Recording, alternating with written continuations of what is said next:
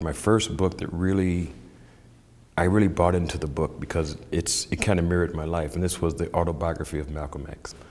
Malcolm X, whether you like him or not, came out of prison and impacted the world. So I read that book, and it was the first time I read a book that really kind of mirrored my life.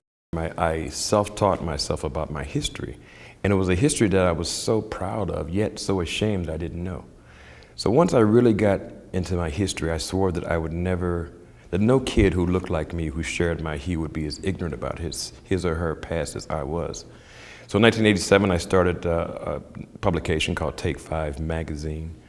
It turned out to be an investigative publication. We brought in some of the best writers from St. Louis. Jabari Asim, who's now a well-known published author, was our first editor. I was the first one to publish his work. Greg Freeman, the columnist for the Post-Dispatch, passed away, I think it was December of 2002. So when Greg passed away, I applied for the job, and to my surprise, I got it. I was the columnist for the St. Louis Post-Dispatch, which was a whole new world for me. Take 5 magazine had a readership of 99.9% African American. The Post-Dispatch had a readership that was something like, 90% white.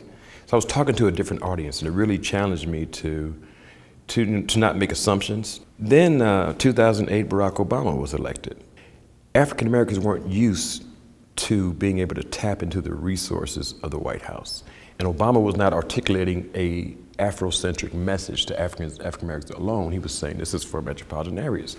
The Black Congressman, the Congressional Black Caucus wasn't doing it, the NAACP wasn't doing it, Urban League wasn't doing it. None of these major institutions were actually telling folks and showing folks how to tap into these federal resources to rebuild communities, and there was no agenda to do that. I came to the conclusion that if something was going to be done, I had to do it myself. So I attempted to do a mini economic development, community revitalization program, and I chose to do it with young people. Because I figured if young people could set the stage, they can serve as a catalyst for major economic development in low-income communities. So the whole idea was simple. Have them plant sweet potatoes, teach them about marketing, branding, teach them about website design, teach them about teamwork, leadership, have them think about ways that they could turn their produce into a product. People ask, where do we get the kids? And there's two answers to that. Number one, the Incarnate Word Foundation, we had a grant from them this year that asked us to focus on 3 problem areas in the city, which was the Ville, O'Fallon neighborhood, and Penrose Park. So we focused on those areas. We got lots of kids from those areas. So that's one way that they get in. The other way is some of the kids from last year brought their friends this year. So I had to turn away 10, 15 kids. We just could not accommodate. This year we had kids just coming.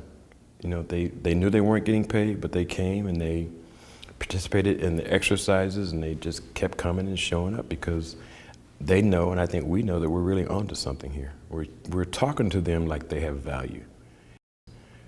I never knew that I could really have an impact on children's lives. I knew that I could inspire them. I'm able to say, listen, look what I did, It wasn't my educational achievement, although I did go back to college. It wasn't who I knew and what I knew. It was me recognizing what talents I really had and never giving up. I'm able to talk to them and tell them, you got something special. And if at your age, if you could find it and hone it and work it, you'll be unstoppable in your 20s. You'll be unstoppable in a corporate setting, in a college setting, or as an entrepreneur. I can make a difference, and what I share from that is, you can make a difference. Anybody can make a difference. We don't have to sit back and watch these kids be funneled into prisons, by these mass numbers. We don't have to sit back and just watch the news and stories of murders and crimes. So we can actually do something. It's not that hard. It's just really giving these kids a structure, giving them a vision, and being there to walk them through it and talk to them and show them, and being benevolent, being kind, and being understanding. It's not a huge mandate, especially when you consider the economic and the human costs of what we have going on now. It's a common sense. There's no community that can really work without an economic engine. You're going to invite chaos unless you have a way for people in the community to know each other, to do business with each other, to have enough taxes to clean up the place, to put into the schools. That's how you make communities. So we've got to bring the community back to the communities. And in order to do that, we have to create a sense of excitement and a possibility.